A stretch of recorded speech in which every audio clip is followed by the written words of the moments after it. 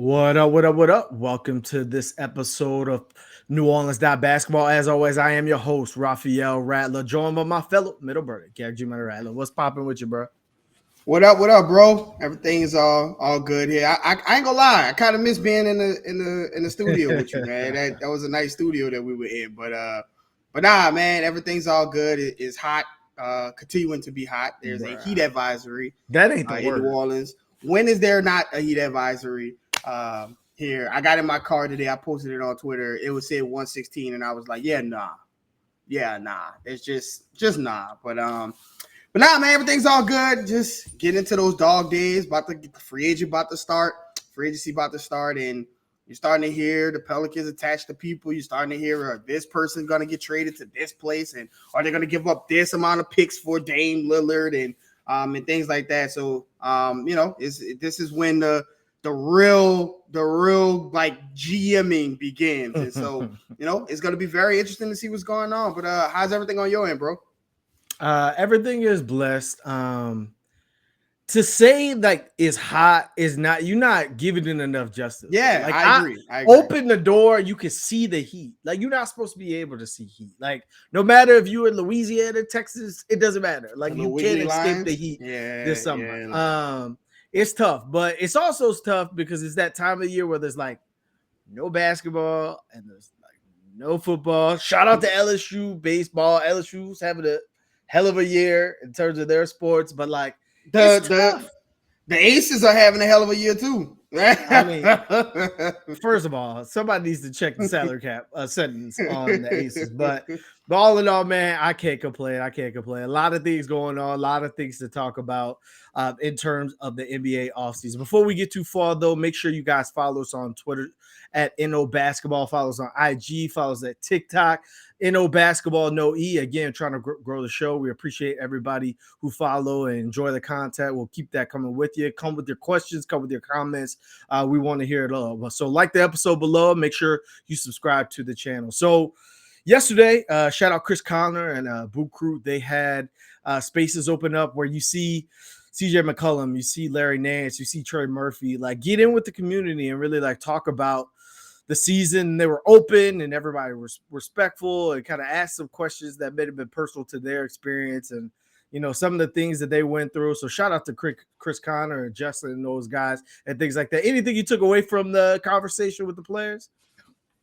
Yeah, it was quite the experience, man. Once again, shout out to Chris and the guys at Boo Crew. I think it's a phenomenal thing that they're doing to have that platform where the players can talk directly to the to the fans and kind of give them their names and in the things that are going on with them personally. But a couple of things, man. I heard Trey mention that towards the end of the season last year he was determined to get up 10 threes a game, and that is music to my ears. You remember I tweeted somewhere middle of the season last year while I took a look at the 3-pointer attempts by players, and I was looking at some of the names that was above Trey Murphy, and I'm like, man, if this guy can get 8, 9, 10 threes up a game, then Trey Murphy should be able to get up to 8, 9, 10 10 3-pointers a game. And it seems like that was something that he also agreed on and something that he was focused on. So it was good to hear that.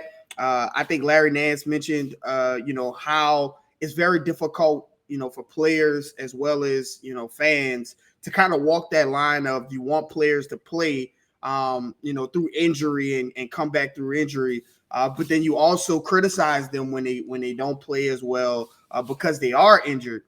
So it was good to hear him kind of expound upon that. He talked about Brandon Ingram's toe. Trey Murphy mentioned his toe as well, about how those and Zion's hamstring as well, how those guys don't hold that against them. That they understand that injuries are a part of the game. It's a sucky part of the game, but it is a part of the game, and that there's no ill feelings or malice towards those guys for any amount of time that they had stayed away. So it was really kind of good to hear that, and just to hear CJ talk about his roles and things like that. And talk about how he's been watching James Borrego and played against his offense and knows some of the things that they're going to be doing. And then talked about his roles and the things that he had to take on being a number one option. And then when Zion and Brandon Ingram were both out, and then kind of playing roulette and musical chairs about who's going to be out there, who's not. and how difficult it was. So it's kind of easy to forget the human element of basketball and NBA players. So it's good to hear that, when they get on the spaces and you kind of hear behind the scenes, behind all of the media reports, behind all of the statistics and all of that, to just hear a couple of guys who play basketball kind of talk about their personal lives as well as their professional lives. So shout out to Boo Crew and Chris for that. That was an excellent experience, and I'm sure they're going to be doing a lot more of those. Sure. So you talk about Trey getting them up, and you talk about the volume of 3-pointers going up. Jordan Hawkins had his introductory press conference this morning. Trajan Langton, and it was very short, very crisp. It was, I'm in there, I'm out of there. Things like that. And Jordan seems like he's more of a quiet guy. He's already said, he's more of a leader by example in terms of his work ethic and his training and things like that. But was there anything you took away from that press conference? Again, it was short, didn't give a whole lot. You could tell he's been well trained in terms of how to conduct himself with the media and things like that. But was there anything you took away from it?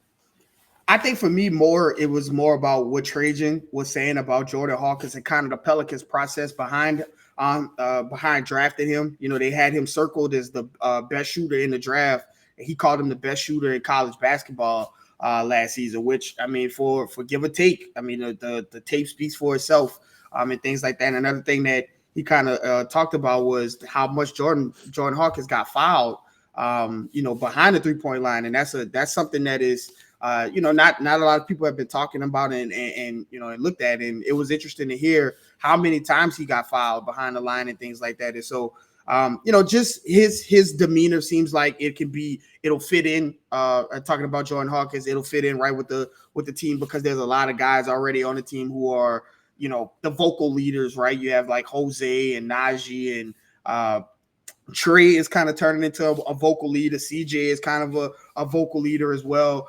Larry Nance is a vocal leader. So you got a lot of miles in there. It's kind of a stark difference from what JJ Redick was talking about the quietest locker room.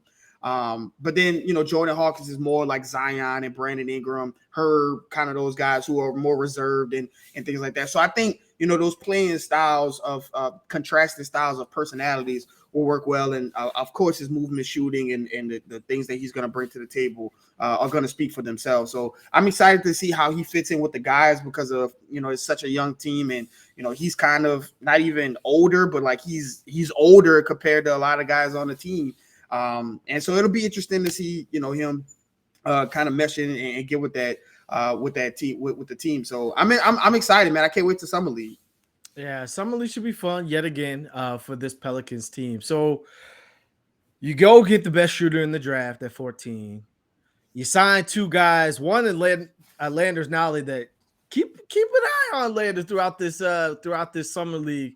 I think he could do some things. The more and more I watch, the more and more I'm intrigued to see if he's able to stand one of those 2-way contracts. But the thing that you didn't address so far in this offseason is rim protection. So in terms of the Pelicans' interior defense, they actually weren't that bad in terms of opponents' points in the paint. Now, we know about the Pelicans guard the 3-point line. You know what that's done historically. But all in all, the Pelicans were a better defensive team. Now, would you say that they have a great source of rim protection? Probably not, right? Like they haven't. No, I would not say that. No, I would not say that. They haven't been high in blocks.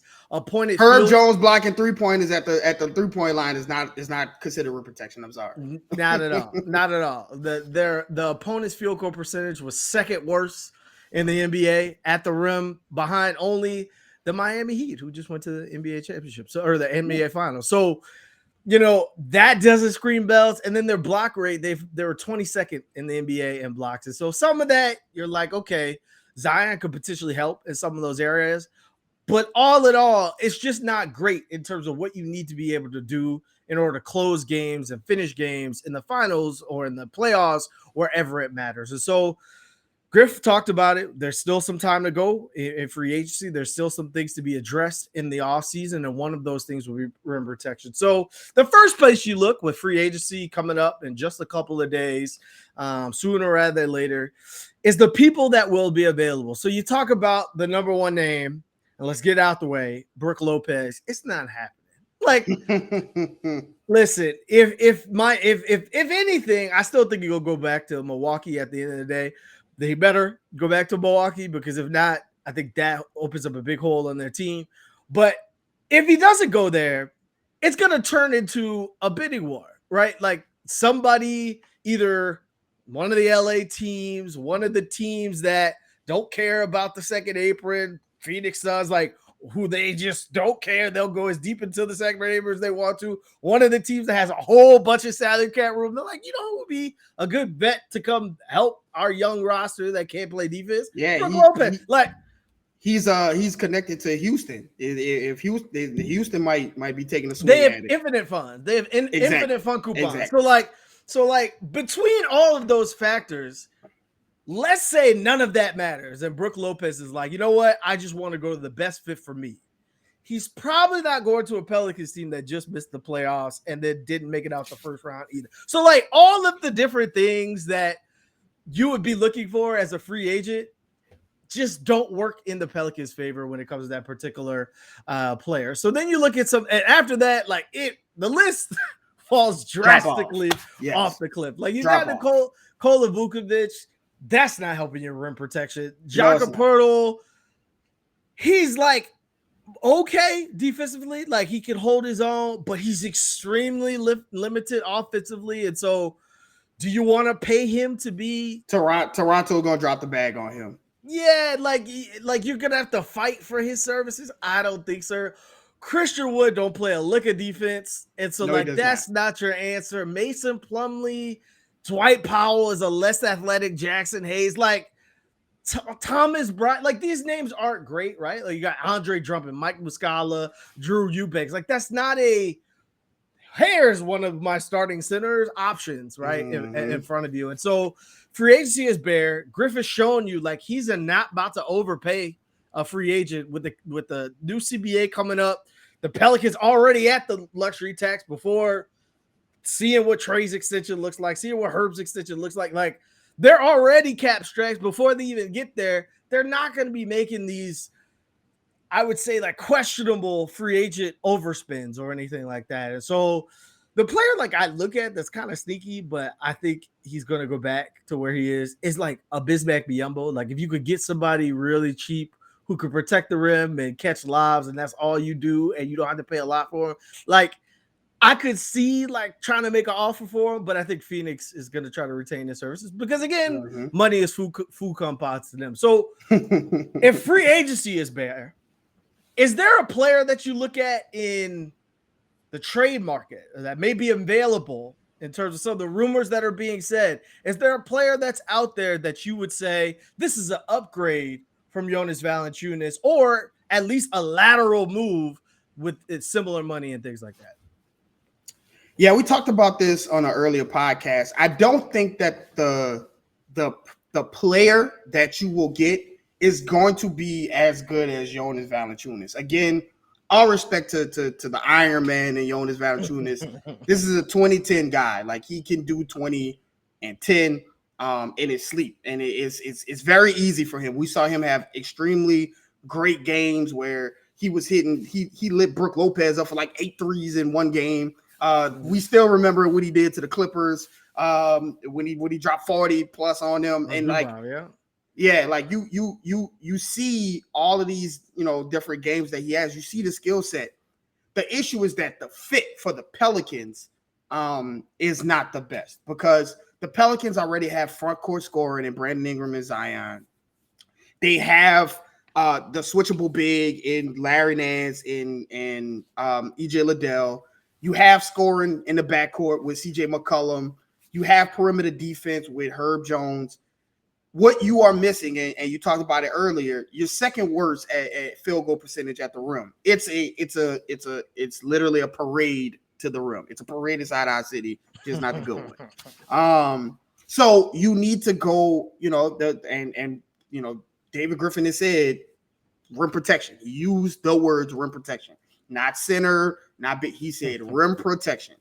And so if you're thinking about that, then the guy that you'll get is not going to be as maybe not a 2010 guy. So when you talk about some of the people, the big name that everybody saw today that broke today that the Pelicans have been, rumored to be made a call on is Jared Allen, right? And you think about Jared Allen and the things that he can do on a basketball court.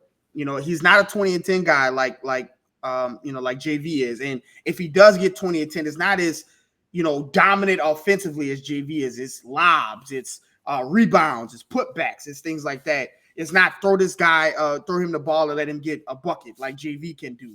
But he's a guy that is deadly, a deadly shot blocker. He contests every shot. He goes for every single shot attempt. And he's 7 feet tall, and he's very long and lanky, and he's a proven defensive scorer, right? We saw him in Brooklyn, and now we see him in Cleveland with that Twin Tower lineup. It seems as though Cleveland is starting to try to think about that second tax apron, or they realize that, in order for Evan Mobley, who is their generational talent, for him to take his next step, he's going to have to occupy that 5 position, solely, and they're going to have to give him some room to work with down there. So in order to make a move in some sense, it would have to be getting off of Jared Allen. And so when you hear that there's a shot blocker, a 7-foot shot blocker who he made an all-star team, he is an all-star. When you think about him and his contract, I think his contract is 3 years at $20 million a year, which is not a terrible contract by any stretch of the imagination. That is the kind of guy that you want to be trying to move into, and he's under contract, so you don't have to worry about him leaving next year or anything like that. I think that's a good move, and I think for them to be rumored to Jared Allen shows that not only do they want shot blocking, but they're like serious about shot blocking. We talked about it in a podcast before the draft that if you had to overpay for one of them. You either had to overpay for the shooting or overpay for the rim protection. And getting Jordan Hawkins in the draft, signing Landers Nolley, bringing guys like that, you're paying small for the shooting, and supposedly if Jordan Hawkins is gets as good of a shooter as he is in college, if that translates to the NBA, then you found a gem as far as the shooting wise. So now you got to overpay for the rim protection. And I think that Jared Allen is a good way to start off with that. You got anybody that you looking at?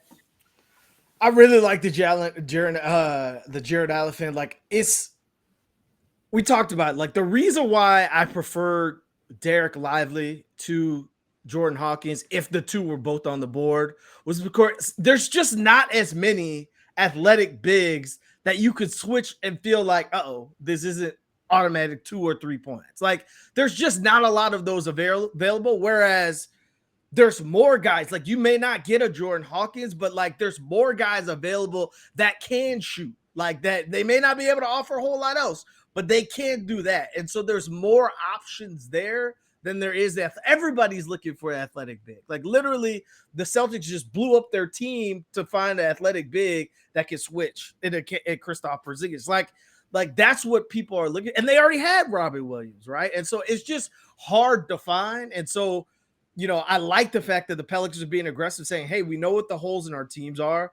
Let's go out and try to make a move for it. And let's see what's happening there. And again, who knows, in the upcoming days when things start to leak and things start to kind of put out, I could see the Cavs trying to recoup some of the draft capital and some cap space as well, and saying, all right, we want this, this, and this. And Griff trying to play hardball. That Griff is notorious for walking into the dollar store with 50 cents, talking about this all I got, partner. Like that is Griff's mantra. And so let's see what he's able to do move forward. I think that would be a perfect fit. Another guy built up the same ilk who I'm a little bit cautious of. Like, Jared Allen's not a perfect player. Like, you saw him get dominated by Mitchell Robinson in the playoffs. And again, Jokic ain't going nowhere, so you're gonna have to answer for that. And in that scenario, if you could match up with Mitch Robinson, well, wait till you see that guy in Denver. Like, that's gonna be tough. It's like a Clint Capella, right? Again, 2 years left on his contract, $22 million. You see Atlanta starting to shuffle pieces and trying to see where they can make 50 cents into a dollar. Like, you see them trying to be creative there. Rumors are that he had a high asking price. When the Mavs tried to go get him before they drafted Derek Lively, they were asking for a lot in terms of young players and things like that. Again, I don't think Griff is going to any of these deals like, hey, I'm willing to lose. Like, I think he's holds his pieces very valuable. And if you don't meet the value, he's willing to walk away, which people might be upset about that, but it's the right business play to do. If that's how you feel about your assets, like again, I think he's been using those coupons in terms of draft picks in the future. Like, hey, this is my currency. I got my team. I got my young team. I wanted to grow, but I want to use things that we'll never see, like these late draft picks that we'll never use and things like that. And so I don't know if Atlanta's interested in that. They're still trying to compete. Obviously, they've got a really high tax bill. I don't know if Clint Capella would be something they're looking to get off of. But again, it depends on everybody's got a cost, right? And what are the Pelicans willing to pay when it comes to that cost? So let's say those are the upgrades for say like that. Again, you're trading defense for offense, if you're getting off JV in one of those scenarios. Are there any players? I know there's one. We've talked about it. He's a local homegrown player, but are there any other players where you say, okay, this might not be an upgrade. This might not be a lateral movement. This player is clearly not as good as JV, even if I trade defense for offense. But I'd rather go get this player because I think the fit's better. Yeah, you mentioned him. I think Mitchell Robinson falls right into that into that category, because I talked about this earlier. Mitch is one of those guys that he knows his role, right? He is a guy that, you see all of these like videos of him in the offseason where he's like cooking folks, where he's like dribbling, going between the legs. Like that's the only time he does that, because he does not do that in the NBA. But he is a shot blocker. He is kind of similar to Jared Allen.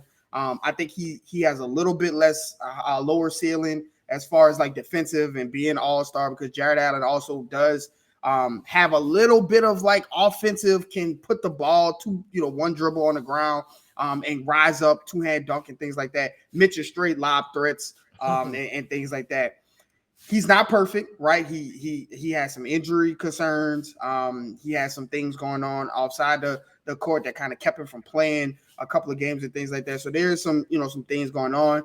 But I do think that a fresh start. We talked about this earlier in an earlier podcast about if New York wants to go big game hunting, and kind of get, obviously they're bringing Josh Hart back, but they want to go and get some other guys that Mitchell Robinson might be a cap casualty. And I think if he's available for trade, if you could get him for for a very lower price than maybe a Clint Capella or especially a Jared Allen, I think that he's a good move, because again, his role is defense.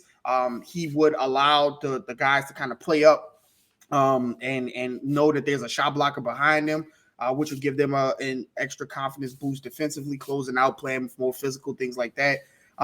He's not as good as Jared Allen. He's not as good, either offensively or defensively. He's not as good. But I think that he's like 70% of Jared Allen. And I think if he's available, again, he's from the Chalmette area, went to Chalmette High, was a superstar there. And I think that he could come, to New Orleans, a fresh start, and kind of give the Pelicans that defensive rim protector that they need. And I think it might not cost them a whole lot to get it. Yeah, I mean, he's got the injury history, but he still averages 58 games per season. I think a lot of people would get for everybody on the Pelicans to play 58 games in a season. You talk about there's three years left on his contract, and it's a declining contract, similar to CJ. So from 15 million, 14 million, 12 million. To me, again, we've talked about how I think the center position needs to be by committee. And like if you've got, your small balls and EJ and Larry Nance, and then you've got, your Mitch Robinson, and maybe you still keep Billy Hernangomez around. You've got three different types of centers, right, in terms of what you're able to play, and they're all making around the same amount. So if one game calls for this or one game calls for that, it's not like you're like, hey, I got to sit down my $40 million center like you had over in Phoenix with DeAndre Ayton. Like if that matchup calls for something else, you can easily move on to it. So like I love a Mitchell Robinson. I love what that fit. Again, you saw what the Jackson in that OKC game looked like, having an athletic big, even with Zion not on the court. But again, like I just keep going back to watching Zion and how he's able to find the dunker spot so well with such good vision. And I think a player like Mitch would greatly benefit from that. My guy, I got to talk about him, is Daniel Gafford. Ah, 25 years old, averaged 78 games or played 78 games last year. He started at least half of the games that he played so far this year. 3 years left on the contract, 12 million, then 13 million, 14 million. Again, around the same price range. Again, flawed player, like very similar to Jared Allen versus bigger players. He kind of struggles. But in terms of needing a rim protector and needing someone who can catch lobs, that is something he does very well. maybe him and Zion could sweep their little rift that they had. That David Griffin had to come out and be like, "Hey man, y'all are smacking Zion around." That was a hell of a time, boy. But yeah, maybe they could squash their little tiff that they had. Right. So like, I think that's a player again, not as good as Jonas Valanciunas, but the skill set similar to a Derek Lively, like that is the thing that you're looking for. And so the Wizards are blowing things up. They are, abandoning ship. They are hitting the reset button. So I'd look for a player like that to see if that's something you could get a bargain deal on. So let's say that just like we've gone through the theme of this offseason, the Pels get to the end of free agency and they're like, you know what? We didn't see a deal that we loved. We didn't want to move any pieces we thought was too much. So we're just going to run it back. In that scenario, you're with Jonas until at least the trade deadline at some point. How can Jonas be used more effectively? I think, again, a lot of the things that, he's good at were not highlighted once Zion went down, because like all you saw was the points and, all the wins were coming. So it kind of hid some of the down parts of the team. But how do you get the best uses out of JV moving forward? Like a lot of it was not his fault. A lot of it was the lack of trust or the lack of usage or the misuses of him or the inability to get him the ball while on the court. How does Willie Green and James Borrego and this staff, this reshaped staff, how do they get the most out of JV if they have to bring him back? Well, I think first things first is you got to feed the big man early. You got to let him touch the ball early. CJ, Brandon Ingram, Zion, Trey Murphy, all of those guys can get buckets at any point in time. They are ignitable players. Zion can score easy. Brandon Ingram can score easy. CJ and Trey can shoot from wherever. They can get going easy and at any point in time. JV has to get the ball fed to him. He is a guy that cannot create his own shot. The ball has to get to him. And so if you get him the ball early, you get the returns later on in the game. You get him running back on defense. We saw in the span after the team had that players only meeting of him being a focal point of the offense, being fed the ball, and you saw returns on the other side. There were games where there was like a stretch of games where like JV had a block in every game, like for like 4 or 5 games in a row, where he was consistently being at the rim and meeting people at the rim and just being a big force underneath the rim. And I think it's a direct correlation to getting him involved early and making him feel like an involved part of the team, as opposed to just running up and down, getting the rebound, passing it out. Here he comes chugging down to post up, not get the ball. The Pelicans miss a shot. He got to go chug all the way back down. And when you're not getting the ball and you don't feel involved, it's human nature to just, kind of not give it your all, right? You start, especially this is a guy who is a Lithuanian basketball legend. Like this is not just like some random center. This is a guy who has a lot of pride in his career, a lot of pride in his country. He wants to get the ball, right? He wants to be effective. It's very similar to the things you hear about Billy Hernangomez. Like these guys want to be involved. They want to feel like they're part of the offense, part of the defense, part of the team. And so getting him involved early, I think will keep him involved and keep him engaged in the games. I think from a basketball schematics, listen, the drop coverage it hasn't worked, right? And I think that it's a situation where JV's feet are not going to get better. So you have to come up with another defensive scheme, right? Throw the zone in there if you need to do it sometimes. But there needs to be a way to get JV involved in the game, get him engaged early, so that he's involved throughout the game and will give you some of that effort on the defensive end. Yeah. So again, I think the only way, again, I absolutely agree. You have to get him involved. And feel out the game. Like if he's got it going, don't take him out. Like let the other team adjust. And again, I think that's a growing area, from the staff, and what they're able to do moving forward. I think the other thing, having a Jordan Hawkins available, having a BI available, and things like that, and playing Jonas in situations where his skill set can shine. Like when the floor is spaced and Zion's not right next to him, or Jackson or Larry Nance or somebody else who is not a prolific three-point shooter, he can operate in that area while everybody else kind of spreads out around him. I'm similar to, that's a good point, but similar to your point, I'd like to see some Trey Murphy at the 4, JV at the 5 lineups. Give him that space, that opportunity where you can't go help off on Trey. Obviously, there are defense rebounding situations where Trey is not the best rebounder, but that's something for him to grow on. You could put Zion out there as a de facto point guard, and then JV can get rebounds. But I do like that, spread the floor, let him play with guys who don't need to be right next to him in order for him to be effective. Yeah, I think there should be moments where CJ's running the show and JV's out there, or the focal point is JV. Again, what you find throughout the playoffs is that everything's about matchups and what can you take advantage of. And when you have a deep roster, like I'm going to say this every episode, when you have a deep roster, the way you take advantage of it is finding where that matchup is and going at it until they don't have an answer for it, right? And so, again, I think that's going to be something that we see. But again, I think that the Pelicans have almost made up their mind that they're going to get a more athletic center. And so if they end up with JV, they're going to have to figure out a way around it. So the last piece before we go is obviously Jackson Hayes has a qualifying offer coming up. We've talked about it already. Like, I just don't see, especially with everyone starting to crack down, like people are starting to try to get cap space back. I don't see a team being like, you know what? We talked about San Antonio maybe spending money. Well, now Wemby said he want to play the 4. You ain't playing with, Wemby and Jackson. That'd be you not scoring at the goal, but like that's not what they want. So unless maybe Houston, that would be wild too. I don't know if Jackson needs to go to the Houston, but like I don't see the team that's like, you know what, Jackson, we believe so much in you. Here's a ton of money, and so like I feel as if there's a world in which Jackson Hayes comes back. What's your gut feeling over how the next couple of weeks will play out for him?